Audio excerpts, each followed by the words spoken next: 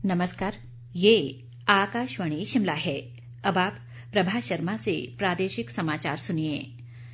प्रधानमंत्री नरेंद्र मोदी ने देश के युवाओं से जीवन को सरल बनाने वाले नवाचार को बढ़ावा देने की अपील की है और ऐसे किसी भी कारोबार के लिए युवाओं को सहूलियत देने के प्रति आश्वस्त किया है।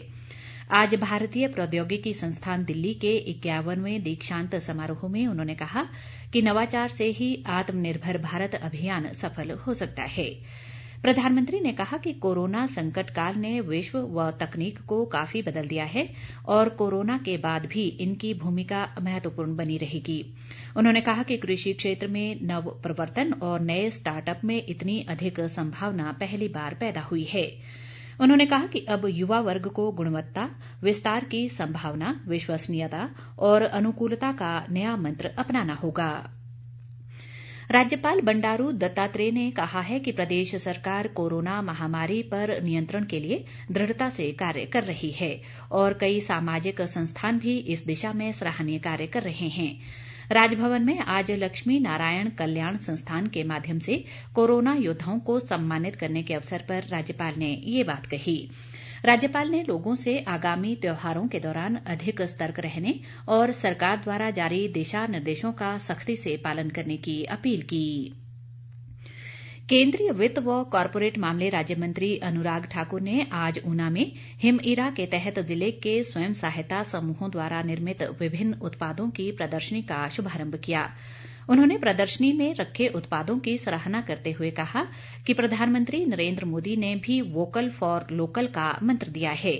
अनुराग ठाकुर ने कहा कि प्रदर्शनी का उद्देश्य स्वयं सहायता समूहों को अपने सामान की बिक्री के लिए उचित मंच प्रदान करना है।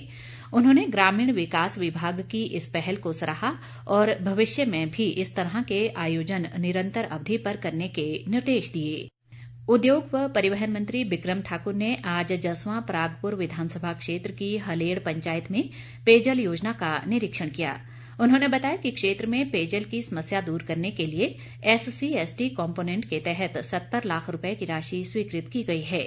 उन्होंने कहा कि इस पेयजल योजना से रणों, हलेड़ और काहनपुर के लोग लाभान्वित होंगे। उन्होंने अधिकारियों को इसके लिए जल्द टेंडर बुलवाने के निर्देश दिए ताकि लोगों की वर्षों से लंबित मांग पूरी हो सके और उनकी पेयजल समस्या का निदान हो सके।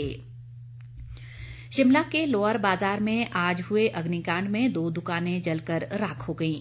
कांग्रेस के प्रदेश अध्यक्ष कुलदीप राठौर ने इस अग्निकांड पर दुख प्रकट किया है और सरकार से प्रभावितों की मदद का आग्रह किया है। राठौर ने जिला प्रशासन से आग्रह किया कि पुराने भवनों के आसपास लगे बिजली के खंभों व तारों को तुरंत हटाया जाए।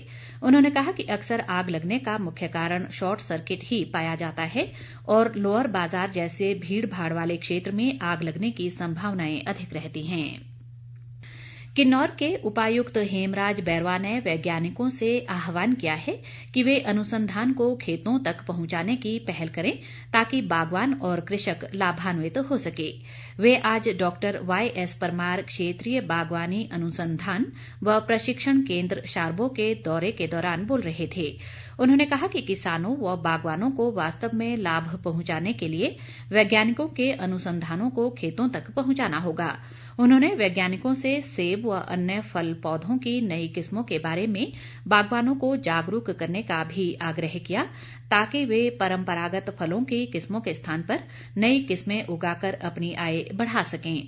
उपायुक्त ने इस मौके पर अनुसंधान केंद्र की प्रदर्शनी का अवलोकन भी किया। इसी के साथ ये समाचार बुलेटिन समाप्त हुआ। नमस्कार।